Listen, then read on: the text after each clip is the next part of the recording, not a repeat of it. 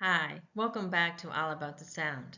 And we're going to continue with Chapter 2, a chapter on the spelling of affixes and word roots.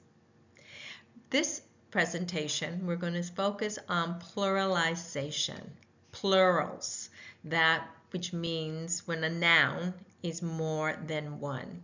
So we'll learn how to spell words when we take them from their singular form, which means one, to their plural form, which means more than one.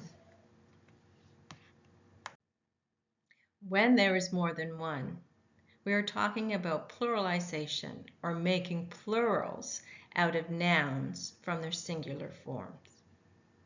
Plural means more than one. Now we often use suffixes to change a noun from its singular form, there being only one, to its plural form, there being more than one. But this isn't always the case, as we will see near the end of this presentation. But for now, let's focus on the use of suffixes to create plurals.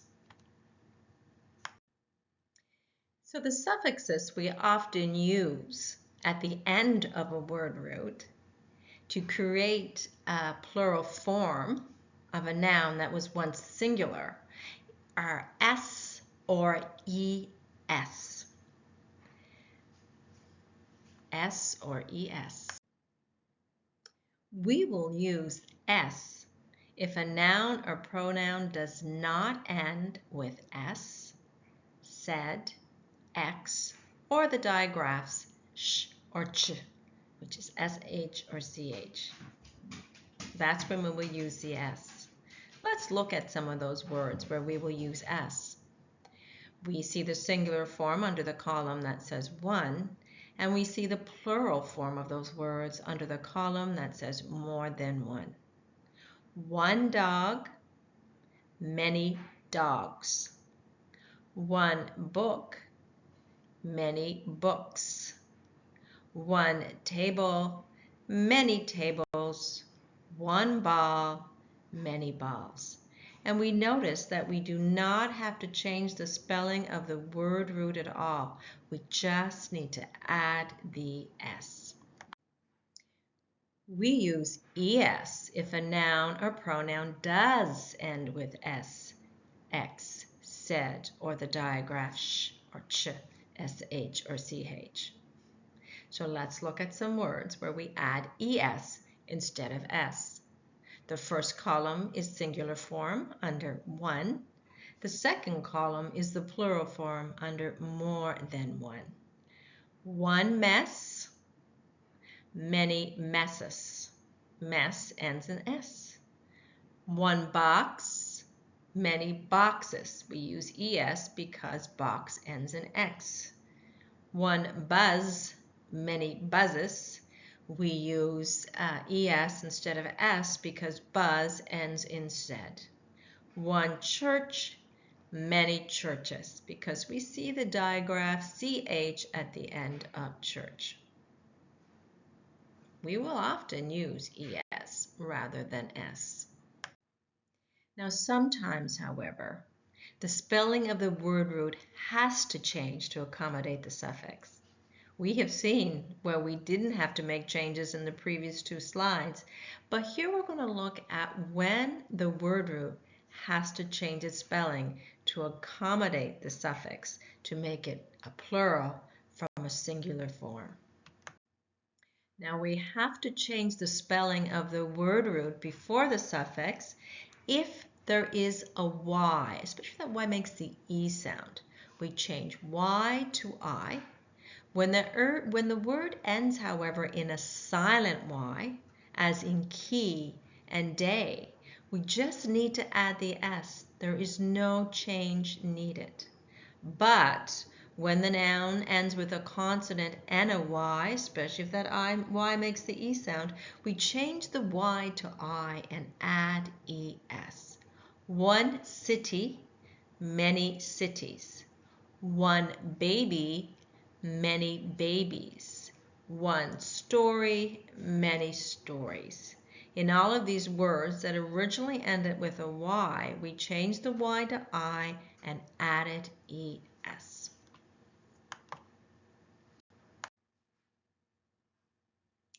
We will also often have to change the F in a word root to V before adding our suffix. If a noun ends in F or FE, we change the F to V before adding the suffix ES. One leaf, many leaves. One life, many lives. One wolf, many wolves. One knife, many knives. So not only is the spelling changing, but the pronunciation of each word is changed when we have an F in our word root. Again, you'll see how we change the F in leaf to V before adding ES. In life, where we had a FE, we changed the F to V, and then we have ES. Wolf, wolves, knife, knives. Change that F to V.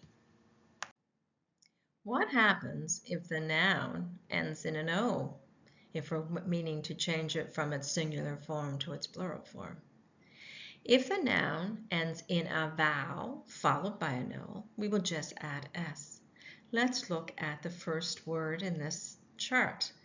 Under the one singular column, we see Sue said OO, which ends in a vowel O followed by another O.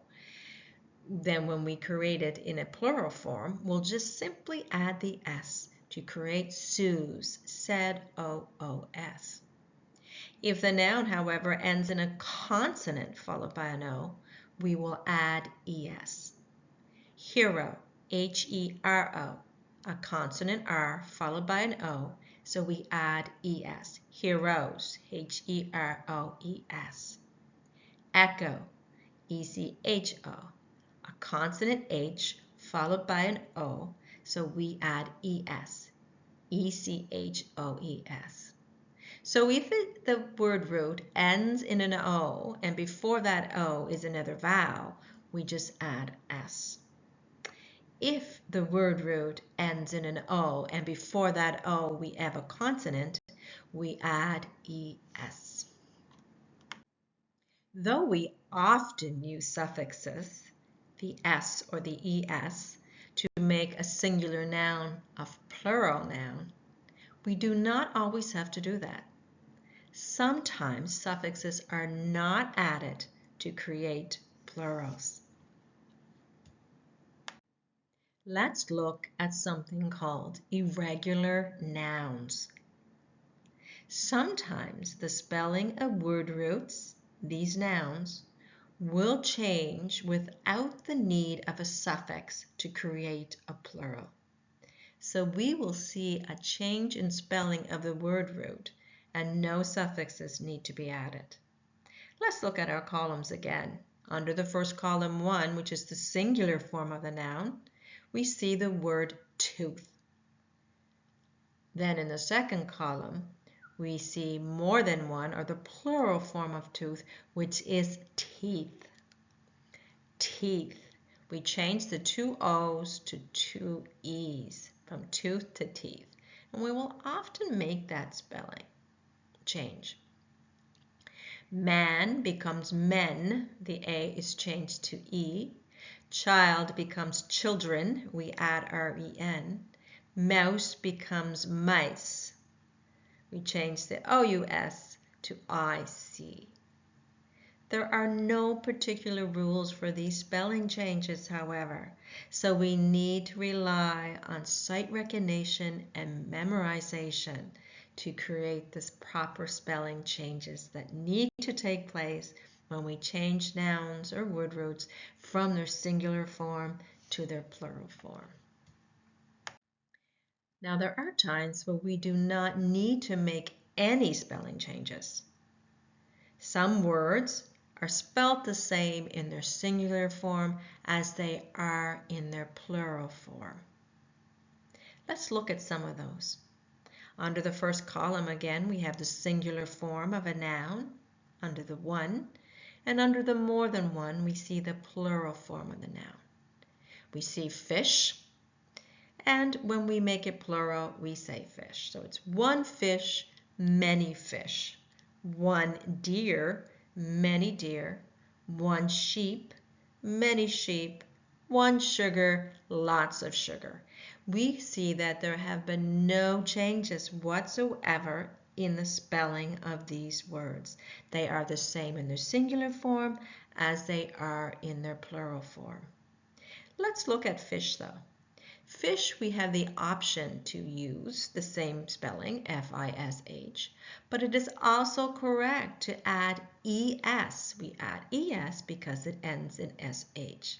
So fishes is also correct as well. But for most cases, in these particular words, which are fairly rare and need to be, once again, sight recognized or memorized, because they do not belong to any particular rules, we will see that most often in these particular words, we do not need to add a suffix. So when changing singular word roots into plurals, there's some questions we need to ask. And the first question is, do I need a suffix? Remember, sometimes we can make a word a plural form without using a suffix, but in most cases we will. If so, do I need to add the S or the ES? Remember that if a word root ends in S, X, said, or the digraph CH or SH, we need to add ES rather than S. Do I need to change the Y to I before adding ES?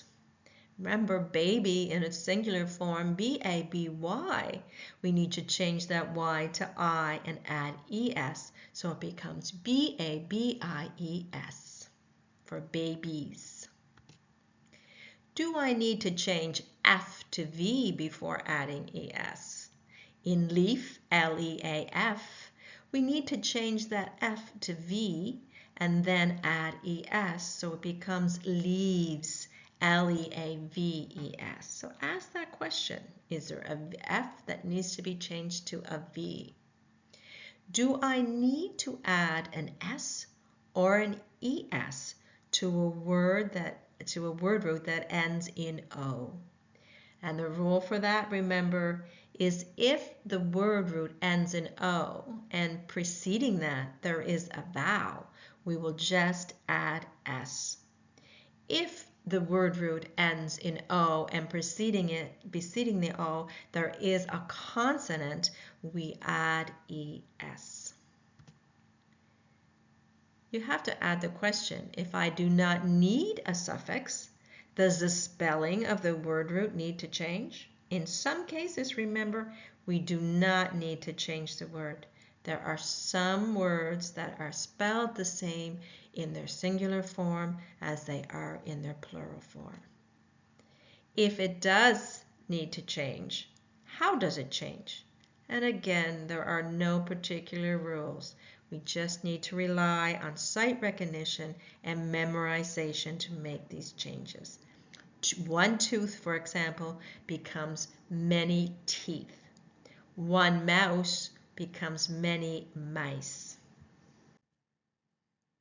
So we've talked about the plural spelling using suffixes and those times when we do not need to add a suffix. And we have then completed our presentation of Chapter 2. Please join me though in the next PowerPoint presentation for a review of Chapter 2 to test your learning and comprehension. Thank you so much for joining me, and I hope you have an amazing day.